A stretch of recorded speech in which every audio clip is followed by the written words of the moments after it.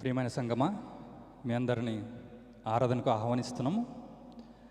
గడిచిన వారమంతా దేవుడు తన కృపలో మనందరినీ కాపాడినందుకు ఆయనకు కృతజ్ఞతాస్తుతులు చెల్లించుకుంటూ ఈ ఆరాధన ప్రారంభించుకుందామండి. ప్రారంభ కీర్తనగా సర్వాధికారివి, సర్వజ్ఞుడవు, సంపూర్ణ సత్యస్వరూపి నీవు అనే కీర్తనతో మనమంతా ఆయన ఆరాధించుకుందాం.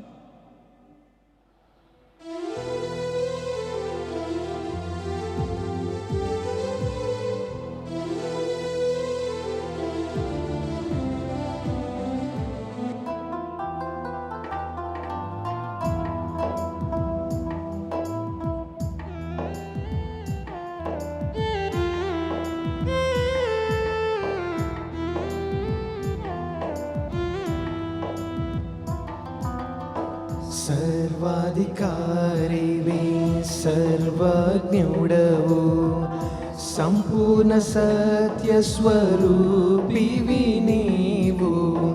దివిలోనున్న ఆనందమును ధరణిలో నేను అనుభవింప, మహిమాత్మతో నన్ను నింపితివా, మహిమాత్మతో నన్ను నింపితివా.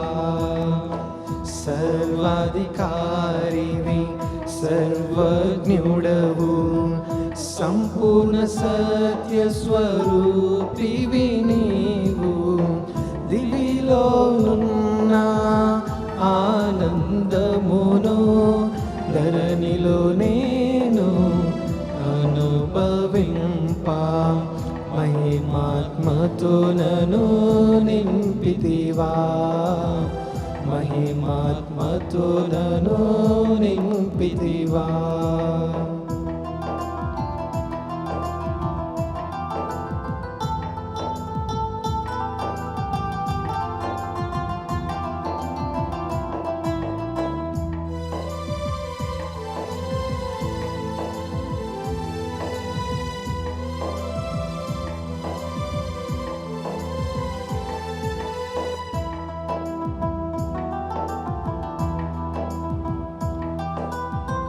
అతి సుందరుడా నా స్తుతి సదయుడా, కోటి సూర్యకాంతులైన నీతో సమమగునా.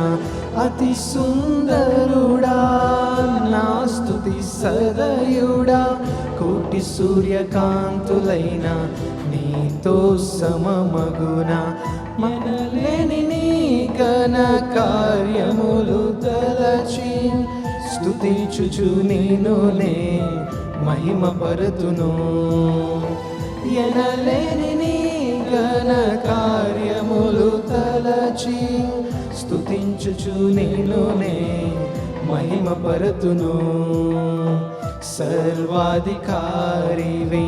సర్వజ్ఞుడవు, సంపూర్ణ సత్యస్వరూపివి నీవు. దివిలోనున్న ఆనందమును ధరణిలో నేను అనుభవింప, మహిమాత్మతో నన్ను నింపితివా, మహిమాత్మతో నన్ను నింపితివా.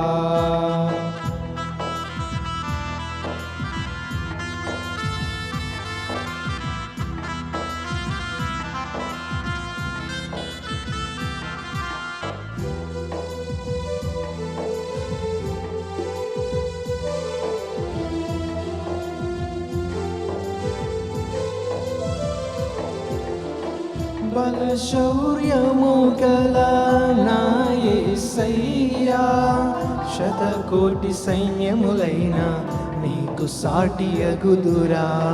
బలశౌర్యము గల నా యేసయ్యా శతకోటి సైన్యములైన నీకు సాటి అగుదురా మారవే నీ సాహస కార్యములు ఎన్నడు ధైర్యముగా నేను వెంబడింతును మారవే నీ సాహస కార్యములు ఎన్నడు ధైర్యముగా నేను వెంబడింతును సర్వాధికారివి సర్వజ్ఞుడవు సంపూర్ణ సత్య స్వరూపివి నీవు దివిలోనున్న ఆనందమును ధరణిలో నేను అనుభవింప మహిమాత్మతో నన్ను నింపితివా మహిమాత్మతో నన్ను నింపితివా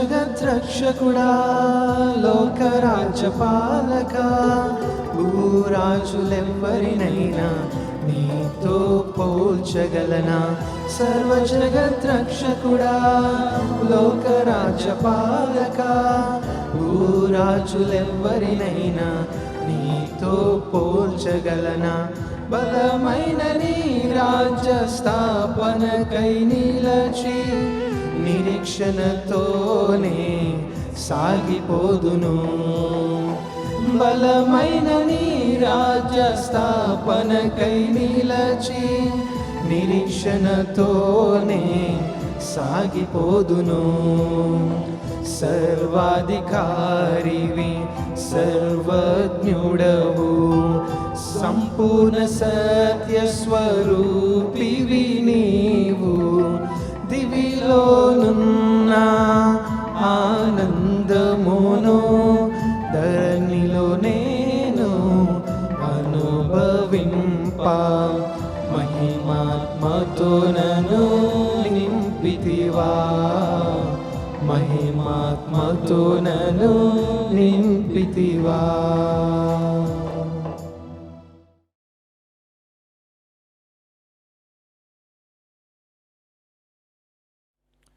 అదేవిధంగా ఆయన స్తుతించుకుంటూ ఆరాధనలో మరొక ఇంగ్లీష్ కీర్తన పాడుకుందామండి. All to Jesus I surrender all అనే కీర్తనతో మనం అంతా ఆయన ఆరాధించుకుందాం.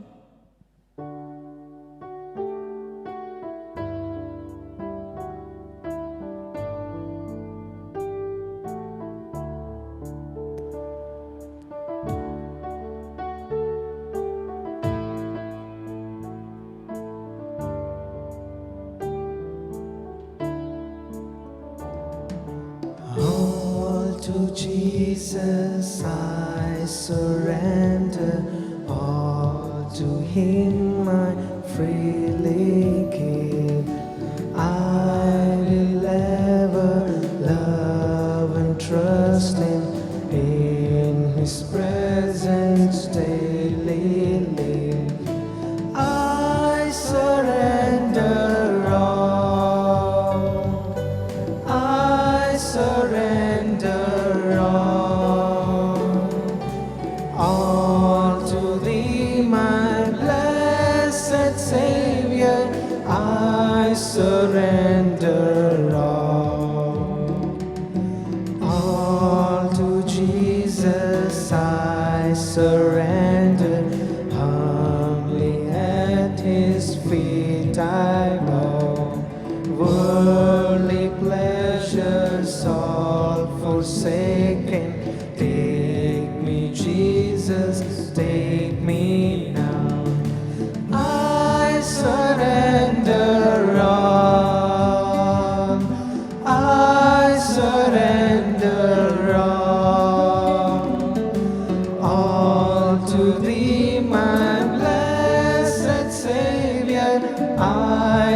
surrender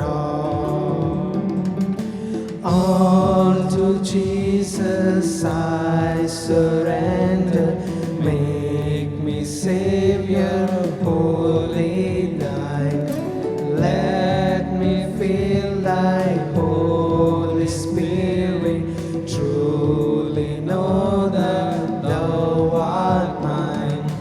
I surrender all. I surrender all to thee, my blessed Savior. I surrender all to Jesus. I surrender, Lord. I give myself to thee. Fill me with thy love and power. Let thy blessing fall on me. I surrender all. I surrender all to thee, my blessed Savior. I surrender all to Jesus. I surrender. Now I feel thy sacred flame. Oh, the joy of full salvation. Glory, glory to his name. I surrender all. I surrender all to thee, my blessed Savior. I surrender all. I surrender all.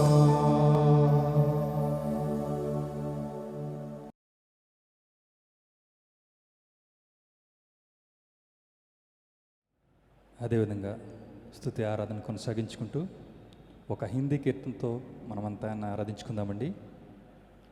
ఆసరా మిలా తేరా తో జీవన్ హే ఖిలా అనే కీర్తనతో మనమంతా ఆరాధించుకుందాం.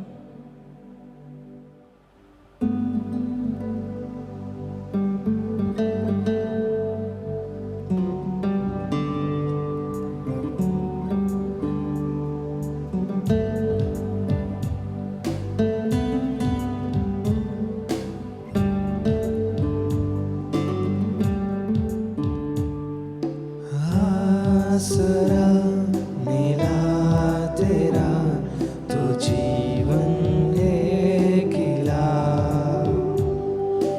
आसमां जमीन पे है न कोई है गिला. यीशु तूने दी वो खुशी, मुस्कुराती है जिंदगी. यीशु तूने दी वो खुशी, मुस्कुराती है जिंदगी. तू ही हमारा है सहारा, दूजा न कोई हमको मिला. आसरा मिला तेरा तो जीवन है गिला. आसमां जमीन पे न कोई है गिला.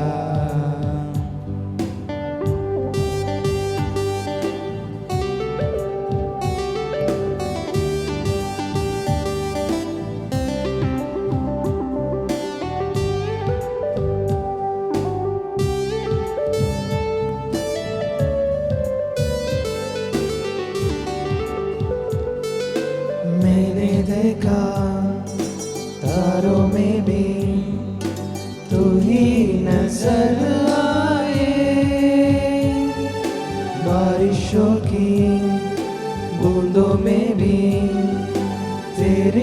दुआएं, जीना मेरा तेरे लिए, बस तेरे लिए। मैंने देखा तारों में भी तू ही नजर आए। ओ प्रभु एक तू मेरे दिल में, यीशु अधूरी हूँ मैं तेरे बिन। तू रहना तू है मेरे बिन। आसरा मिला तेरा तो जीवन है खिला। आसमां ज़मीन पे न कोई है गिला।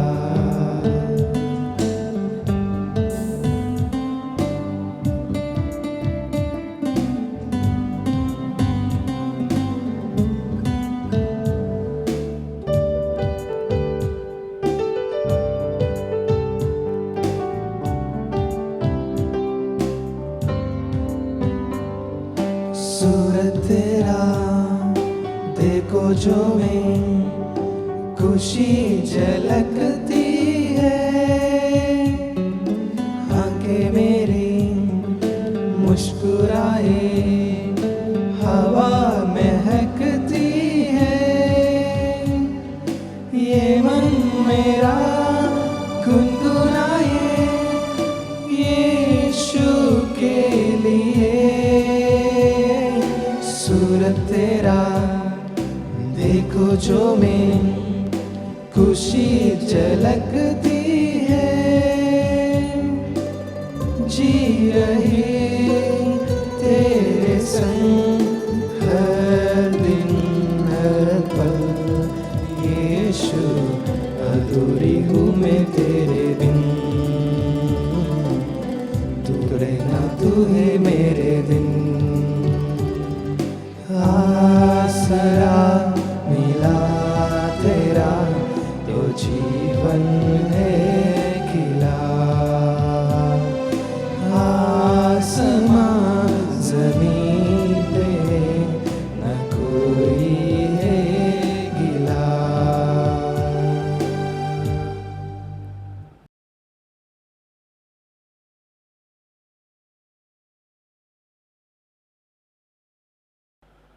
అదేవిధంగా ఆరాధనలు కొనసాగిపోతూ మరి యొక్క కీర్తనతో మనమంతా ఆయన ఆరాధించుకుందామండి.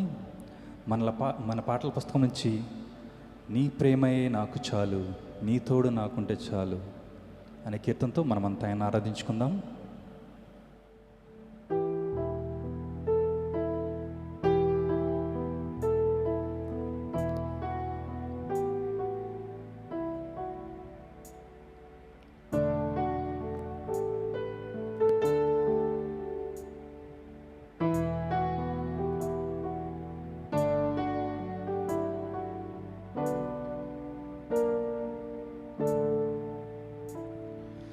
నీ ప్రేమే నాకు చాలు, నీ తోడు నాకుంటే చాలు. నా జీవితాన ఒంటరి పయనాన నీ నీడలో నన్ను నడిపించుమా. నీ ప్రేమే నాకు చాలు యేసయ్యా. యేసయ్యా యేసయ్యా యేసయ్యా యేసయ్యా.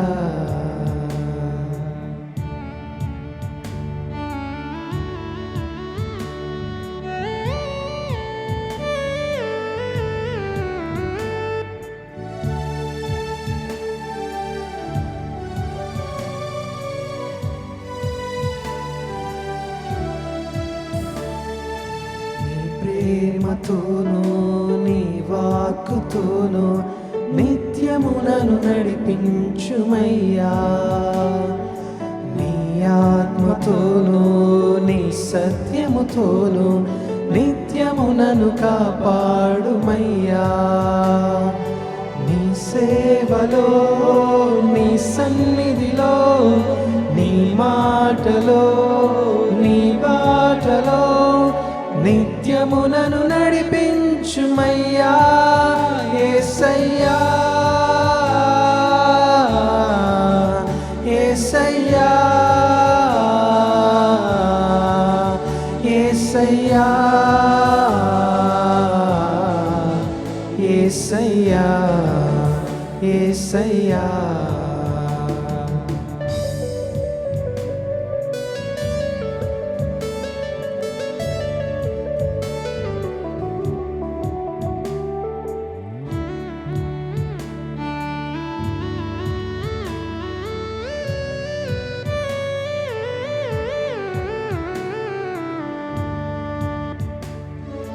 నీవు లేక నేను జీవించలేను, నీరాకకై వేచి ఉన్నా. నీవు లేని నన్ను ఊహించలేను, నాలోన నివసించుమయ్యా. నా ఊహలో నీ రూపమే, నా ధ్యాసలో నీ ధ్యానమే, నీ రూపులో నన్ను మార్చుమయ్యా. యేసయ్యా యేసయ్యా యేసయ్యా యేసయ్యా యేసయ్యా. నీ ప్రేమయే నాకు చాలు, నీ తోడు నాకుంటే చాలు. నా జీవితాన ఒంటరి పయనాన నీ నీడలో నన్ను నడిపించుమా. నీ ప్రేమయే నాకు చాలు. యేసయ్యా యేసయ్యా యేసయ్యా యేసయ్యా యేసయ్యా.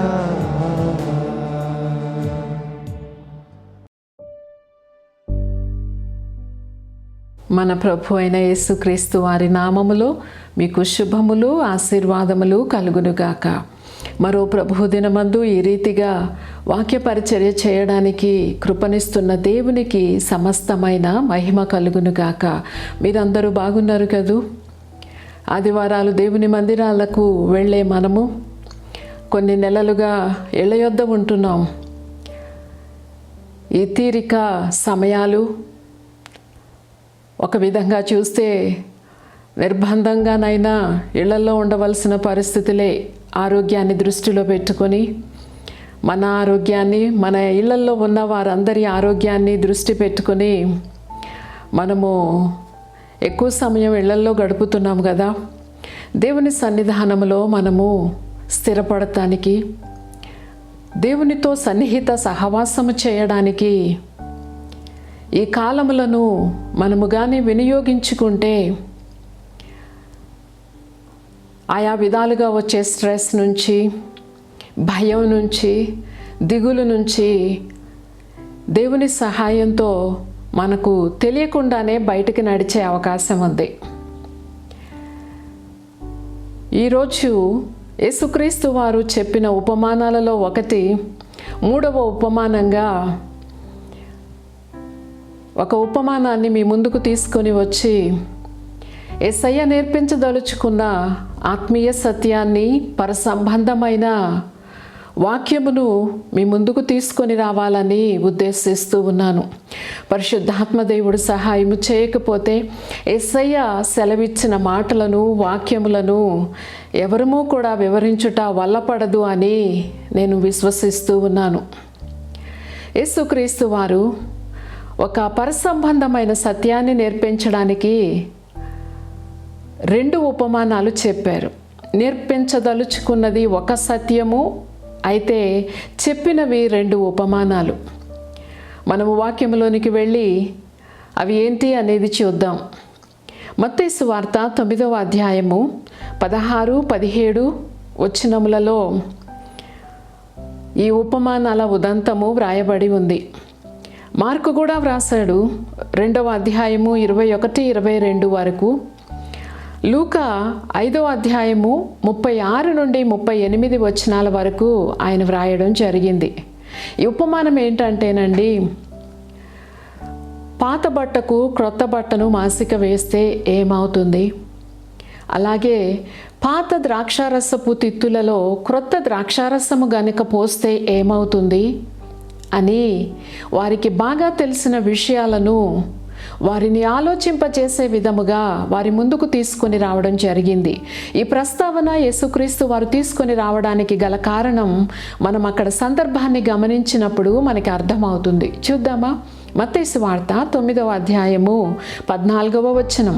అప్పుడు యోహాను శిష్యులు ఆయన యొద్దకు వచ్చి, పరిసయ్యులను మేమును తరచుగా ఉపవాసము చేయుచున్నాము గాని నీ శిష్యులు ఉపవాసము చేయరు, దీనికి హేతువేమని ఆయనను అడుగగా, యేసు, పెండ్లి కుమారుడు తమతో కూడా నుండు కాలమున పెండ్లి ఇంటి వారు దుఃఖపడగలరా?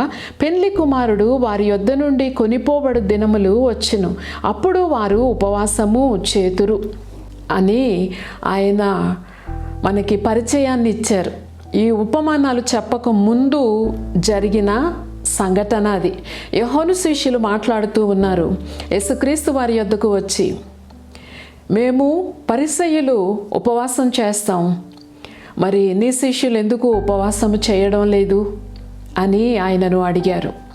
వీరి యొక్క ఉపవాసాన్ని గూర్చి చెప్పవలసి వస్తేనండి, బాబిలోనియన్ టాల్ముడ్ చెప్తుంది, అలాగే ఇతర గ్రంథాలు కూడా మనకి తెలియచేస్తాయి. యేసుక్రీస్తు వారు ఈ లోకానికి వచ్చిన సమయంలో యూదులు, ముఖ్యముగా పరిసయ్యులు సోమవారము, గురువారము ఉపవసించేవారట. అందుకే లూకా సువార్త 18:12 మనం చదువుతాం కదా, పరిసయ్యుడు అంటాడు, నేను వారానికి 2 మారులు ఉపవాసం ఉంటున్నా, 10వ భాగం ఇస్తున్నా, ఈ సుంకరిలాగా నేను లేను అని పక్కనే సుంకరి పశ్చాత్తాప హృదయుడై ప్రార్థిస్తూ ఉంటే అతనిని గూర్చి ఈయన చెప్పిన సందర్భం. వారములో 2 మారులు ఉపవాసం ఉండి 2 విధాలుగా ఈ ఉపవాసమును వాళ్ళు ఆచరించేవారట. ఒకటి బహిరంగముగా కూడుకునేవారు, రెండవది వ్యక్తిగతముగా తమ గృహాలలో కూడా ఉండేవారట. బహిరంగముగా కూడుకునేవారు ఉపవసించిన రోజున సమాజ మందిరానికి వెళ్ళి వాళ్ళు ఉపవాసం ఎందుకుంటున్నారో చెప్పేవారట. అలాగే ఆ దినాలలో ధర్మశాస్త్రం చదవబడుతూ ఉండేది, వాళ్ళది వినేవాళ్ళు. ఇదొక రకం. మరి ఒక రకమైన ప్రజలు ఇళ్ల యొద్దే ఉండేవారు, సమాజ మందిరాలకు వచ్చేవారు కాదు. ఆ కాలంలో చాలామంది సమాజ మందిరాలకు రావడం, ఈ కాలంలో సంఘాలకు వెళ్ళడంలో ఎలా నిర్లక్ష్యం చేస్తున్నారో ఆయా వ్యక్తులు ఆ కాలంలో, అంటే యేసుక్రీస్తు వారు ఈ లోకమునకు వచ్చిన కాలంలో అనేక మంది సమాజ మందిరాలకి వెళ్ళేవారు కాదట.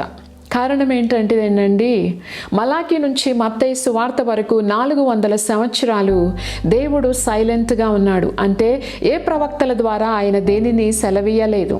యేసుక్రీస్తు వారిని గూర్చి, ఆయన జన్మను గూర్చి, ఆయన చేసే సిలువ యాగమును గూర్చి ఆయా ప్రవచనములు, అలాగే ఇశ్రాయేలీయుల జీవితములలో ఉన్న గొప్ప నిరీక్షణను గూర్చి ఆయన ప్రవక్తల ద్వారా ప్రవచించారు.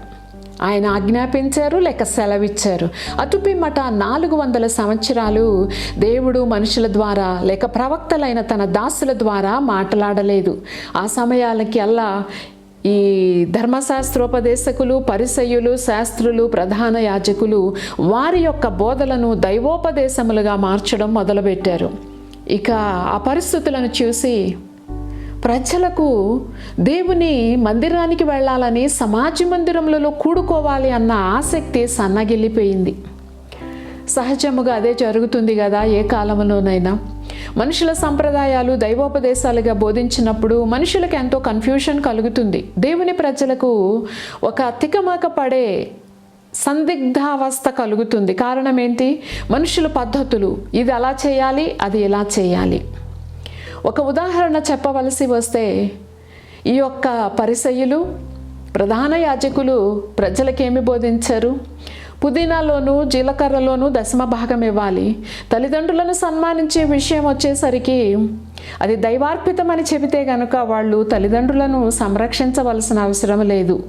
ఇలాగూ తమకు అనుకూలమైన విధములలో దేవుని ధర్మశాస్త్రమును వాళ్ళు మారుస్తూ ప్రజలకు బోధిస్తూ వచ్చారు. అందుకని ప్రజలకు వెక్కసమైంది. దేవుడండి మాట్లాడకపోతే, మనతో తరచుగా ఆయన స్వరాన్ని మనము వినలేకపోతే, ఇలాంటి పరిస్థితులు ఏ కాలంలోనైనా చోటు చేసుకుంటే దేవుని బిడ్డలుగా విశ్వాసులమైన మనము యేసుక్రీస్తు వారి నడిపింపును, యేసుక్రీస్తు వారి బోధలను మనము ధ్యానించడం, చెవిని పెడతాం మానేస్తే ఏ కాలంలోనైనా ఇటువంటి పరిస్థితులు సంభవిస్తాయి. సరేనండి, అది పరిస్థితి. వాళ్ళందుకు ఉపవాసములు ఉంటూ ఉన్నారు. యోహాను శిష్యులు ఉపవాసం ఉన్నారు. అంటే బాప్తిస్మం ఇచ్చిన యోహాను శిష్యులు కూడా ఉపవాసం ఉన్నారు. వాళ్ళే వచ్చి యేసయ్యను అడిగారు, ఎందుకని ఉపవాసం ఉండట్లేదు? యేసుక్రీస్తు వారు ఆనాడు ఇప్పుడు నేను వివరించిన ఈ కాంటెక్స్ట్ని లేక ఈ విషయాలను ఆయన చెప్పలేదు, కానీ ఆయన వారికి మరొక మాట చెప్పారు. పెండ్లి కుమారుడు ఇంట ఉంటే పెండ్లి ఇంటి వారు ఎవరైనా ఉపవాసం చేస్తారా? పెండ్లి కుమారుడు వారి యొద్ద నుండి కొనిపోబడు దినములు వస్తే అప్పుడు వారు ఉపవాసము చేస్తారు.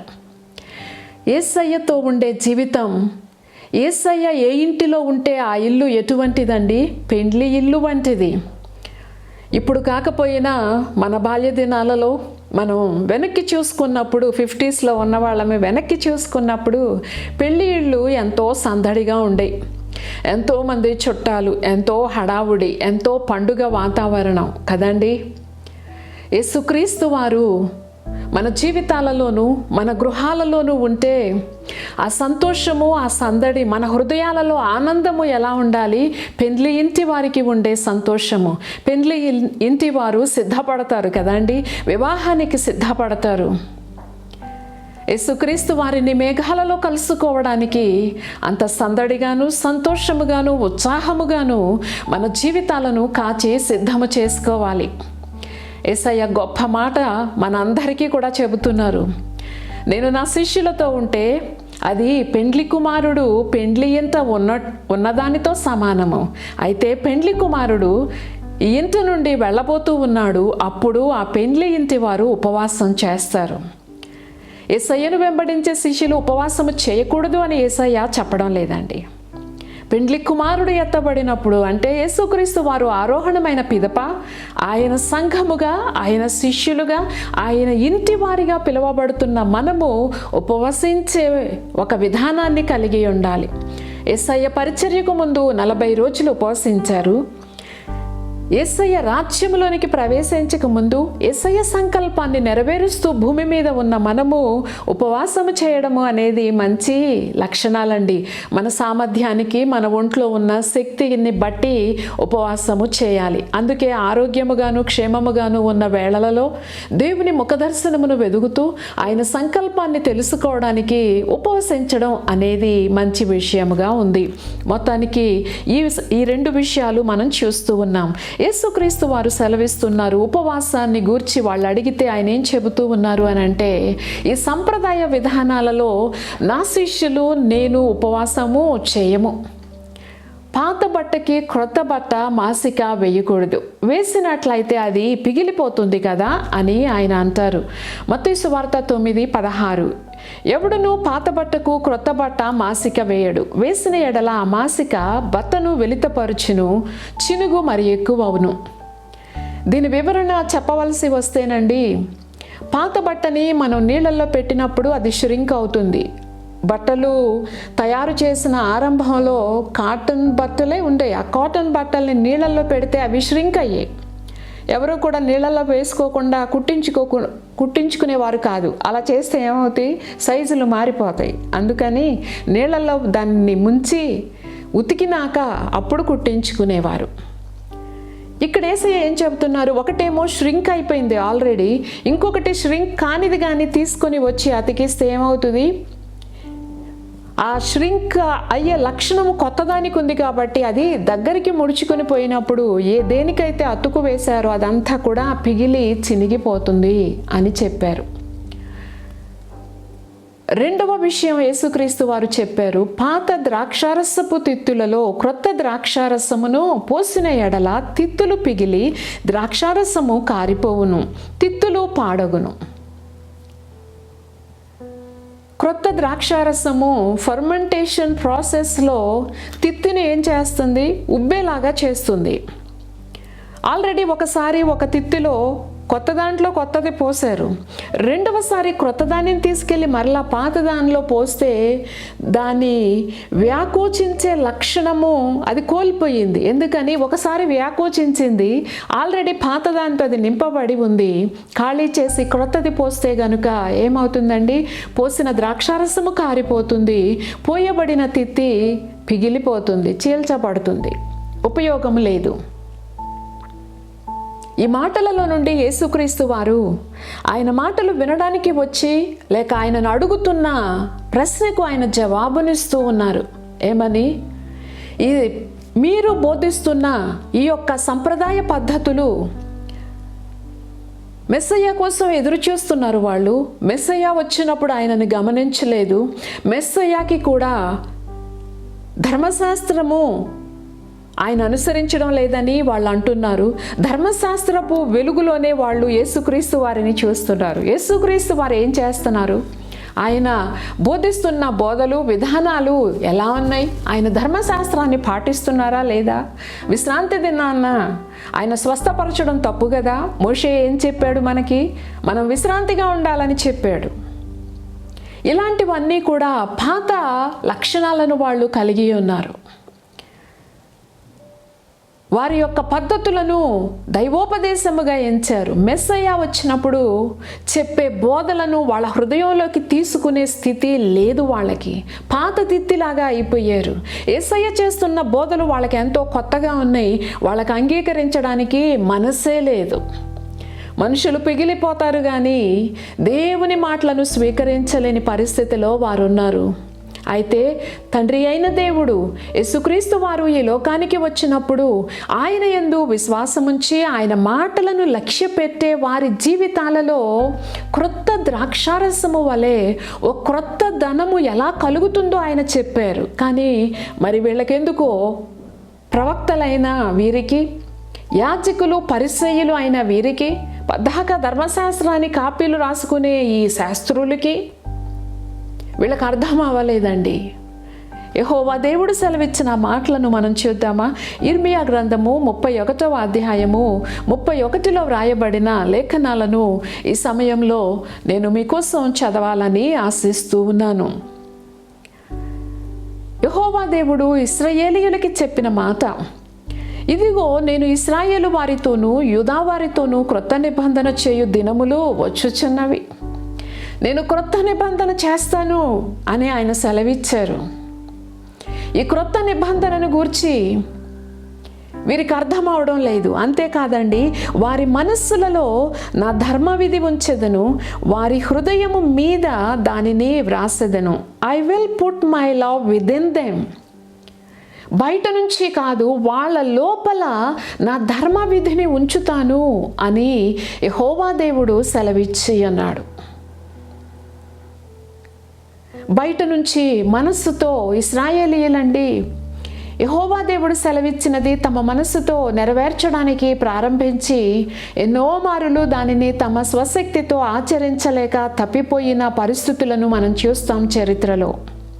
అయితే ఈ క్రొత్త నిబంధన, ఈ నూతన నిబంధన మన లోపల జరిగే ఒక కార్యముగా ఉంది. యెహెజ్కేలు గ్రంథంలో చూసినప్పుడు అక్కడ నూతన ఆత్మను గూర్చి మనం చూస్తామండి. యెహెజ్కేలు గ్రంథము 36వ అధ్యాయము 26, 27 వచనాలలో ఉన్న వాక్యములను మనం చూద్దాం. ఆయన అంటాడు, మీలో ఉన్న రాతి గుండెను తీసివేసి మీకు మాంసపు గుండెను ఇస్తాం అని ఆయన సెలవిచ్చారు. 27లో ఉంది, నా ఆత్మను మీ యందుంచి నా కట్టడలను అనుసరించు వారిని గాను నా విధులను గైకొని వారిని గాను మిమ్మును చేసేదను. నా ఆత్మను మీ యందుంచి అంటేనండి, I will put my spirit within you.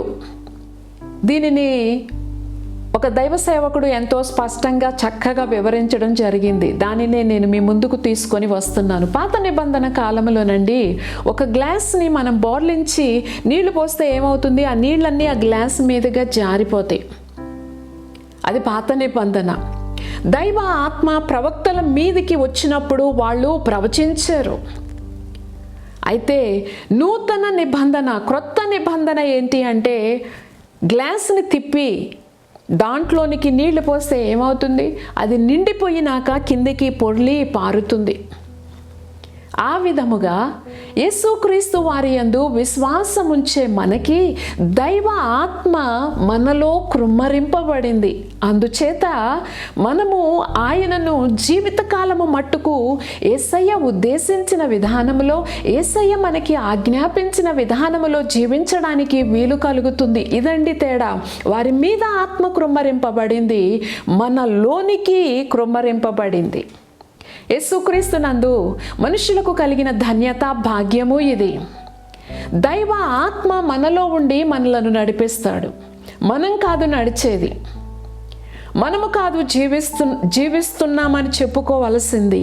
ఆయన ఆత్మకి మనలో చోటు ఇచ్చే కొలది మనము క్రొత్తదైన జీవన విధానమును కలిగి ఉండడానికి అవకాశము కలుగుతుంది. దేవుని బిడ్డలారా, యేసుక్రీస్తు వారు చెప్పారు, క్రొత్త ద్రాక్షారసమును క్రొత్త తిత్తులలోనే పోయడం జరుగుతుంది.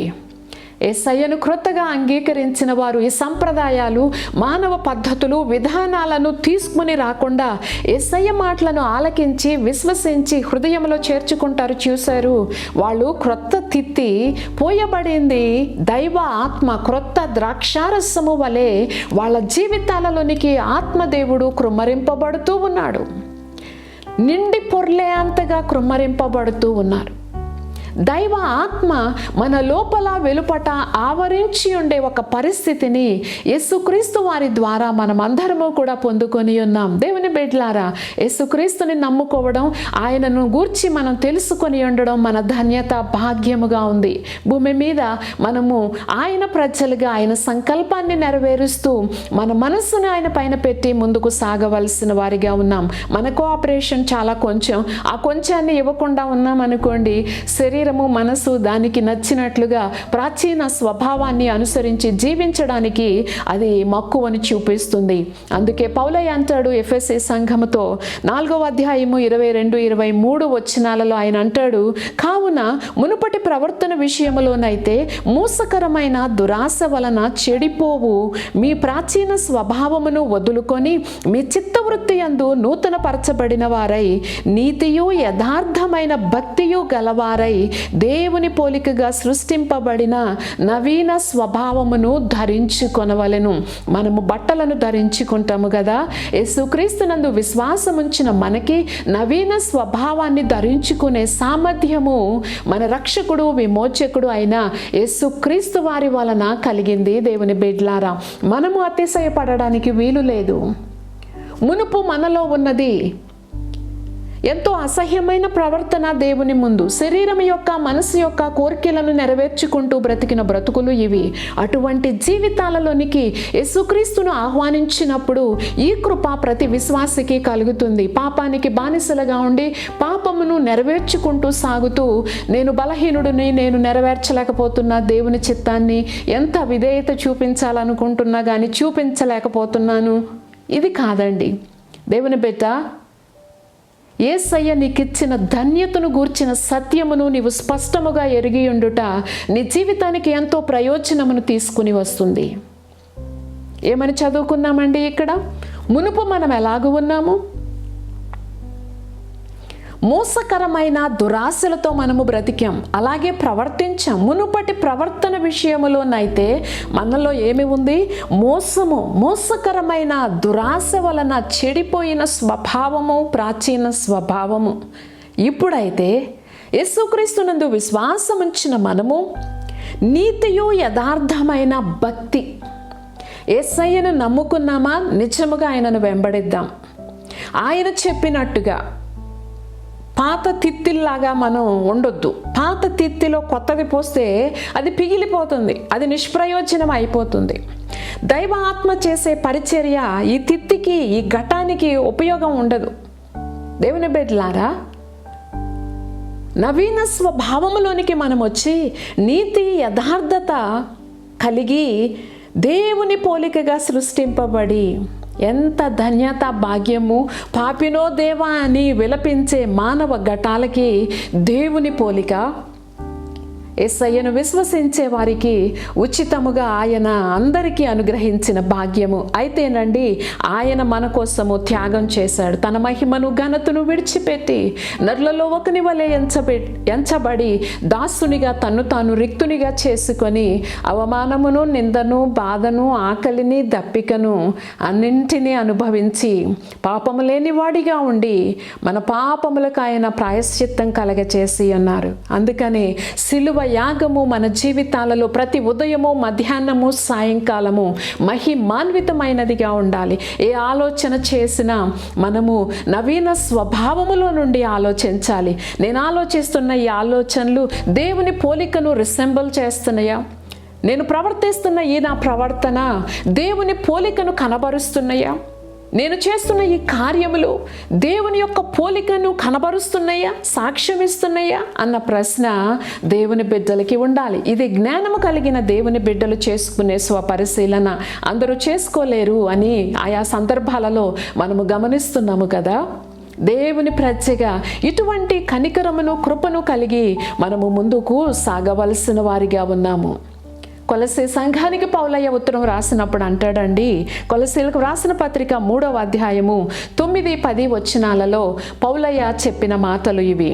ఒకనితోనొకడు అబద్ధమాడకుడి, ఏలయనగా ప్రాచీన స్వభావమును దాని క్రియలతో కూడా మీరు పరిత్యజించి జ్ఞానము కలుగు నిమిత్తము దానిని సృజించిన వాని పోలిక చొప్పున నూతన పరచబడుచున్న నవీన స్వభావమును ధరించుకొని ఉన్నారు. అక్కడేమో ధరించుకోండి అని ఎఫెసీ సంఘానికి చెప్పగా మనం చూసాం. కొలసీ సంఘంతో ఆయన అంటున్నాడు, మీరు ధరించుకున్నారు. సృష్టికర్త అయిన దేవుడు మన రక్షకుడు, విమోచకుడు. ఆయన పోలికగా మనము మార్చబడుతున్నాం. ప్రాచీన స్వభావమును దాని క్రియలతో కూడా పరిత్యజించి, మొదటి శతాబ్దము నుండేనండి మిషనరీస్ పరిచర్య చేసినప్పుడు, యేసయ్యని నమ్ముకున్నప్పుడు ఆయా మతముల వారు వాళ్ళ యొక్క పాత పద్ధతులను, విధానాలను క్రిస్టియానిటీలోనికి చొప్పించడం జరిగింది. అంటే వాక్యములో వ్రాయబడలేదు, కానీ వాళ్ళ పద్ధతులు, వాళ్ళ అలవాట్లని, ఈ టైంలో మనం ఇది చేసేవాళ్ళం, అమావాస్య రోజు అది చేసేవాళ్ళం, పౌర్ణమి రోజు ఇది చేసేవాళ్ళం, ఈ సమయంలో నెల పొడుపు రోజు అది చేసేవాళ్ళం, ఇలాంటివన్నీ కూడా వాళ్ళతో తమ ప్రాచీన పద్ధతులను తీసుకొని రావడం జరిగింది. ఇది వాక్య విరుద్ధమైన విషయం.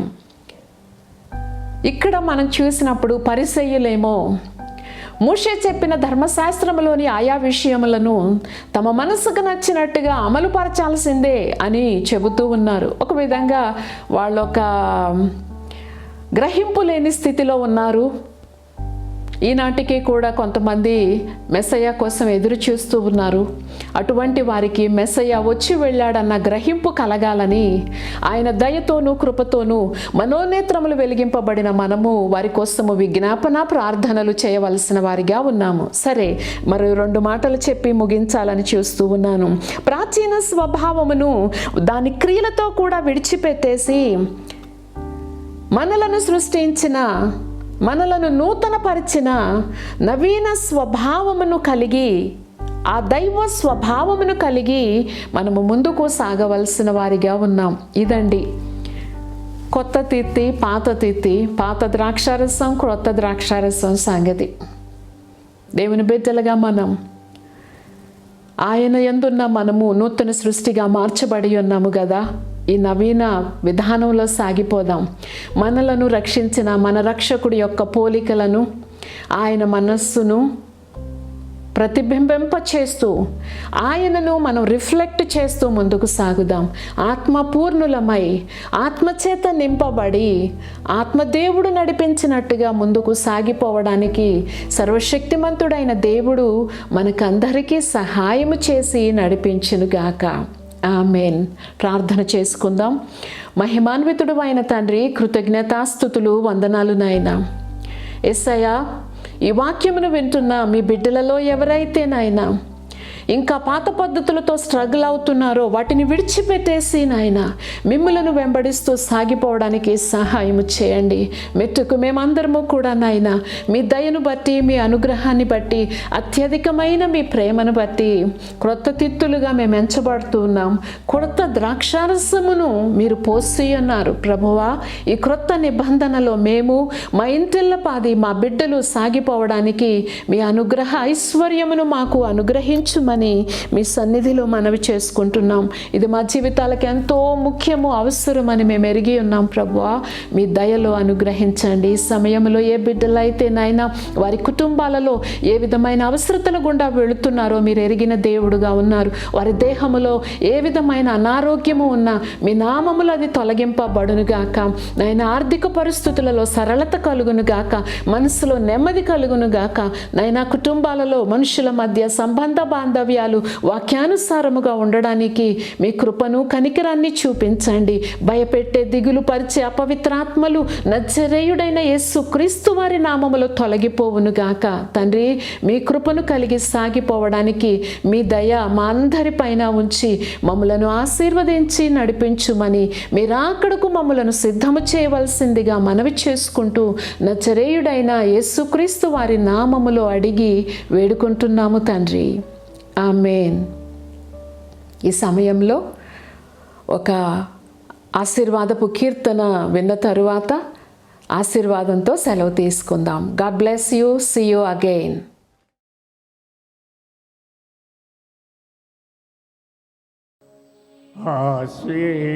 ఆశీర్వదించుము దేవా, ఆదరణ నీవే ప్రభువా.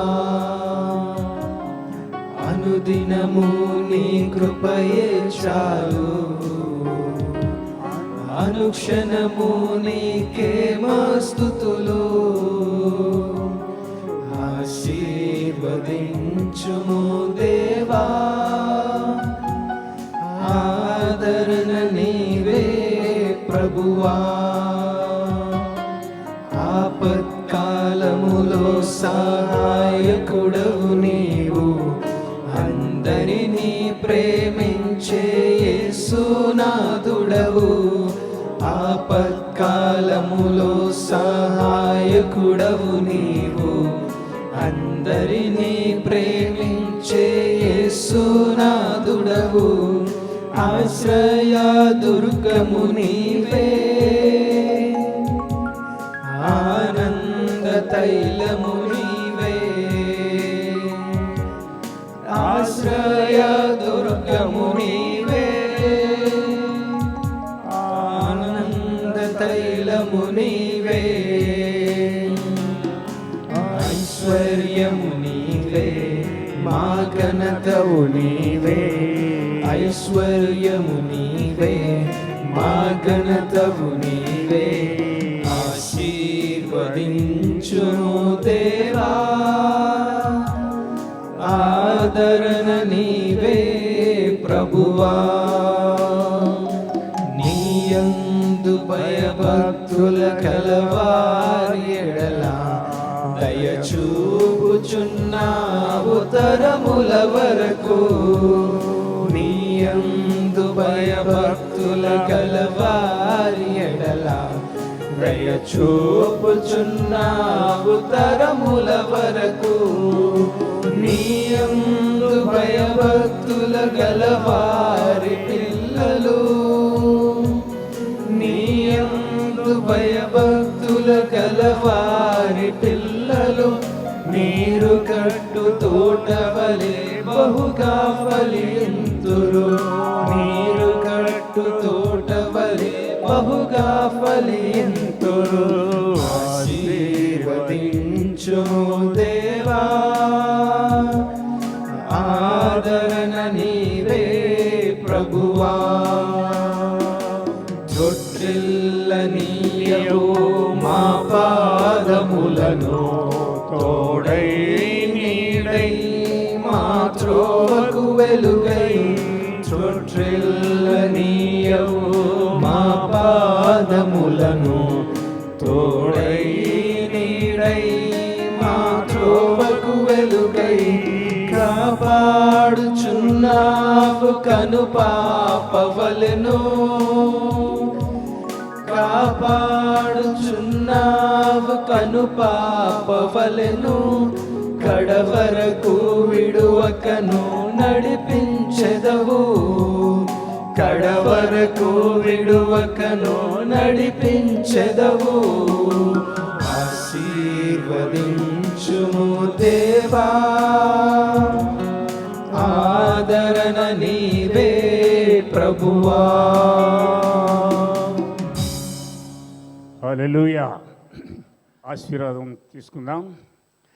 మన తండ్రి అయిన దేవుని ప్రేమ, ఆయన కుమారుడైన యేసుక్రీస్తు వారి యొక్క కృపయు, పరిశుద్ధాత్మ యొక్క అన్యోన్య సహవాసము ఇప్పుడు ఎల్లప్పుడూ కూడి ఉన్నటువంటి సంఘమునకు, అలాగే సత్యవాక్యాన్ని సరిగా అందించుతున్నటువంటి తన దాసురాలకు ఆయన కృప సదా తోడయుండి నడిపించునుగాక.